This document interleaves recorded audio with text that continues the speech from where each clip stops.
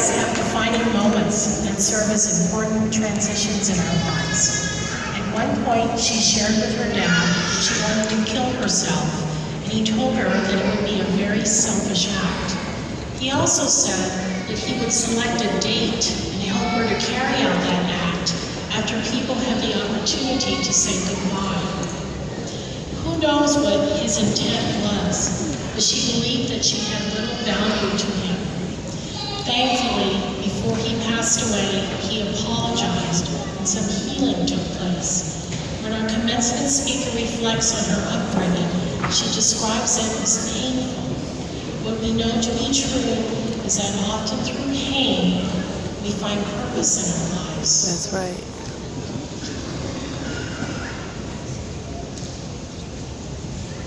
The struggle of parenting and limited resources was one of our speaker's greatest challenges.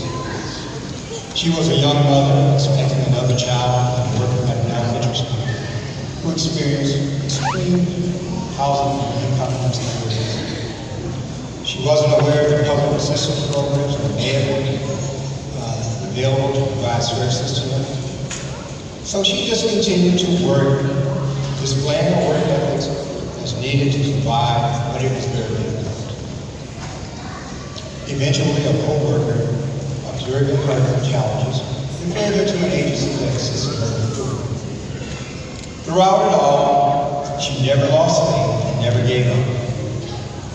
Learning to believe in herself has been a challenge as well as a gift. Oh yes, we're here today so things are getting better. Today through faith, she learned that all things are possible. And she continues to work through pain from her past. One thing is clear, she is committed to creating a promising future for her children. She's a great role model of these children, Yvonne, Terrence, and Jacob. And she is certainly an inspiration for all of us. It is my honor to introduce you to this amazing and remarkable strong woman and scholar, Ms. Veronica. Yes. Come on. I need to get her better anyways. Sorry.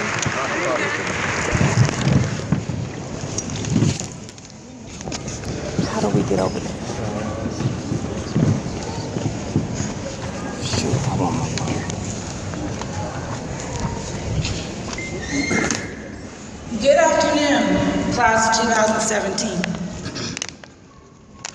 Welcome, Chancellor Carroll, President Shia, San Diego Community College District Board, honored guests, Miramar faculty, staff, family, and friends. What a beautiful day it is. Here we are to celebrate our successes, our victories, and our hopes for the future, whether at the beginning or at their end.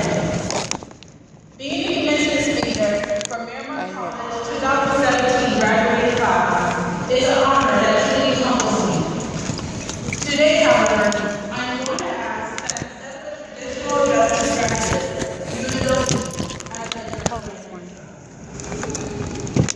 Devon, Terrence, and Jacob. There we go. The first thing you should know is that I never thought I would be here today, Listen. graduating from college. I had graduated at 17 from high school and enrolled in community college. I thought I had my whole life mapped out. I would graduate by 21, transfer to university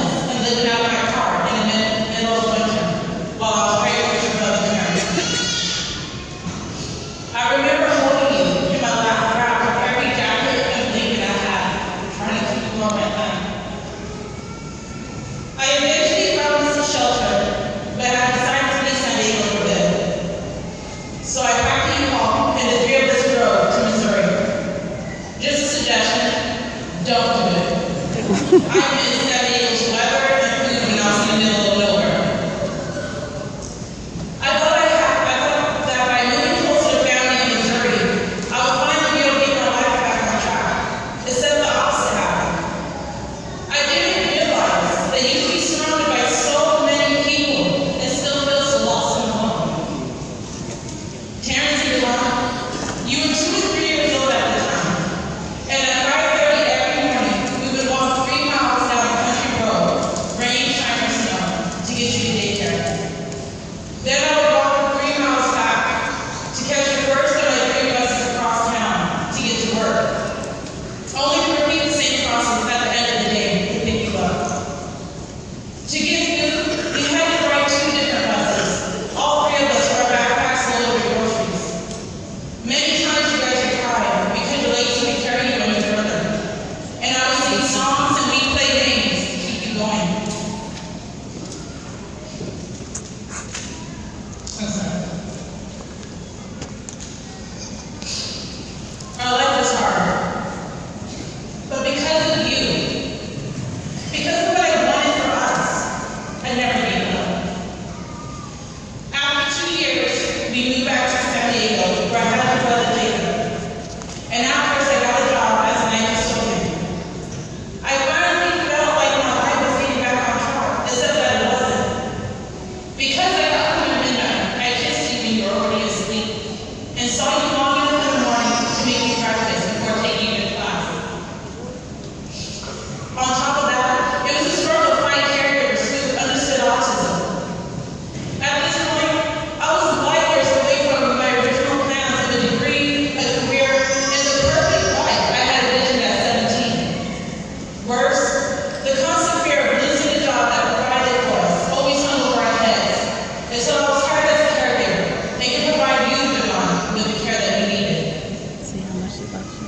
After so many years, I could finally go back to school to finish my education so we could have a better life. There were many nights I would tuck you boys to bed and then stay up working on papers and finishing our projects until sunrise, stopping only to take you to school. Then I would return home to get a few desperately needed hours of sleep before my own classes. I only had one goal for myself.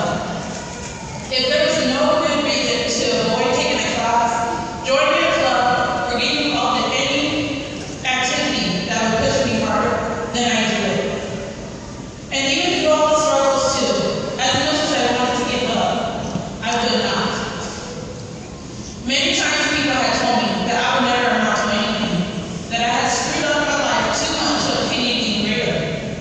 And at one point, I always believed them, until I looked at the bottom Terrence and Jacob, and I realized that my future is not determined by my current circumstances. Rather, my current circumstances remind me of how hard I had to fight for a better future. For it is the struggles in life that pushes us forward. Graduates, I do not tell you all this as a sob story, but to let you know to never give up on what it is you want to achieve. This is a time to recognize that for so many of us, our successes are so precious because they emerge from rougher, sometimes desperate times that test our resolve. I had to realize that if I wanted my sons to know that regardless of what they were going through in life, that anything was possible, I had to be that first living example.